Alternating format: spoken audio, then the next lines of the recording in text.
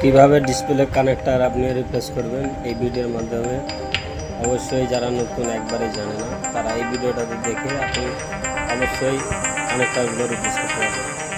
তো ভিডিওটা অবশ্যই সহকারে দেখবেন।